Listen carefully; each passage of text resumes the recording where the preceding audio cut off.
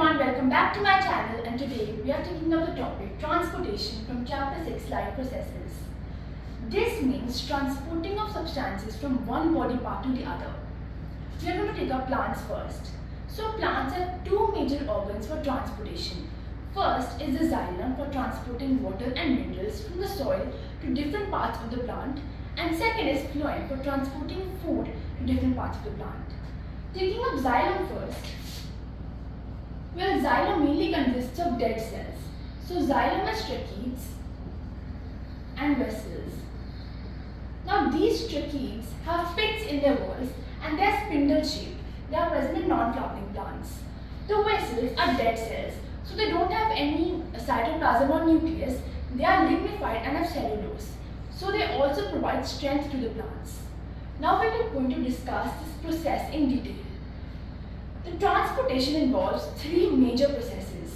First is diffusion, osmosis and transpiration. So absorption of water by the roots is diffusion. Then from the root hair to the leaves involves osmosis. So after the root hair पानी जाता है epidermis में. Epidermis, we have to understand what is the epidermis.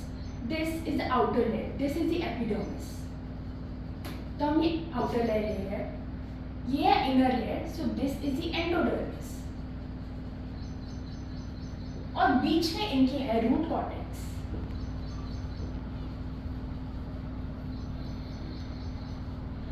So root hair से जब पानी जाता है epidermis में, फिर epidermis से cortex, फिर endodermis. फिर जो xylem vessels है, वो पहुंचाते हैं पानी root से stem से leaf तक. अब leaf तक पानी पहुंच गया. So this is all osmosis. Now when water reaches the leaves, ऐसा नहीं कि सारा photosynthesis में यूज हो गया, सिर्फ 1 या 2% ही photosynthesis में यूज होता है, बाकी सारा पानी ट्रांसपायर होता है. So what is transpiration? That is the loss of excessive water in the form of water vapor. So जब transpiration होता है तो वो एक suction pressure create करता है. जैसे हम कोल्ड ड्रिंक पीते हैं स्ट्रॉ से, वो जब हम उसमें सक करते हैं तो ऊपर कोल्ड ड्रिंक ऊपर आती है. तो वैसे जब ट्रांसपिरेशन होता है वो सक्शन प्रेशर क्रिएट करता है और पानी को ऊपर खींचता है. तो ऐसी xylem पानी ऊपर पहुंचाती है. So this is xylem. Now we taking a phloem. So phloem is required for transporting the food prepared by the leaves and the hormones to different parts of the plant. So अब phloem किसी specific direction में transport करती है food को, उसे हर direction में food पहुंचानी, to up हो गया, down, sideways, anyways, all directions. And this has a special name which is translocation. Now phloem के होते हैं सीव ट्यूब्स और कंपेनियन सेल्स.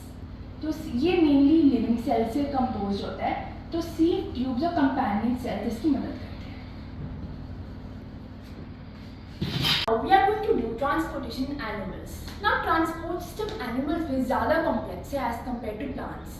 क्योंकि plants एक जगह still खड़े हैं, उन्हें locomotion नहीं करनी, तो उनकी energy requirements different है. उनको less energy चाहिए हमारे comparison में. हम animals continuously locomotion में हैं, इसलिए we require more energy. So transport system in animals, first उसकी components क्या है? First is the blood, which helps to transport different substances, हो गया oxygen, carbon dioxide, food waste, इनको transport करता है. Second is the heart, heart जो pump कर रहा है blood पूरी body में. फिर blood vessels, arteries, veins, capillaries, and last we will talk about lymph as well. Now we are going to talk about the components in detail. First is the blood. अब blood की 4 major components है: plasma, red blood cells, white blood cells, and platelets. जो plasma है that is the fluid matrix of the blood, जिसमें सारी चीज़ें suspended है, तो वो कलरलेस होता है, उसमें 90% वाटर होता है. Now the RBCs, the main function of RBCs is to carry oxygen. White blood cells are the soldiers of our body because they fight against germs and diseases. And last, platelets in the clotting of blood. तो blood के बारे में हो गया. अब blood vessels लेंगे. What are the arteries?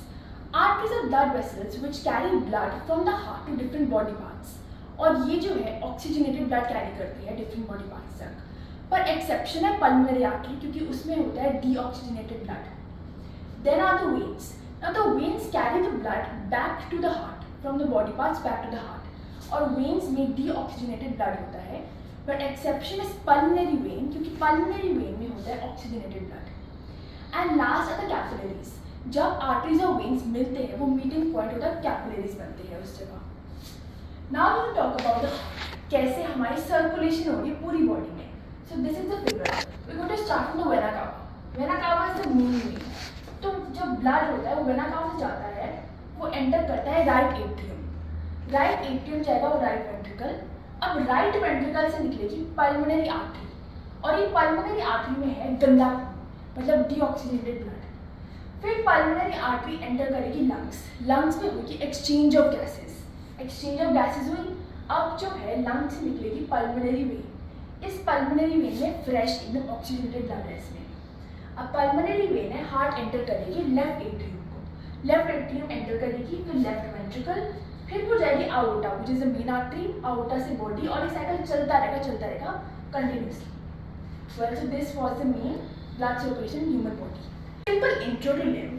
तो जब ब्लड आर्टरी से वेन्स तक जाता है कैपिलरीज के थ्रू, तो कई सब्सटेंसेस कैपिलरीज इनसे ooze आउट कर जाती है which is called the tissue fluid और लिम्फ.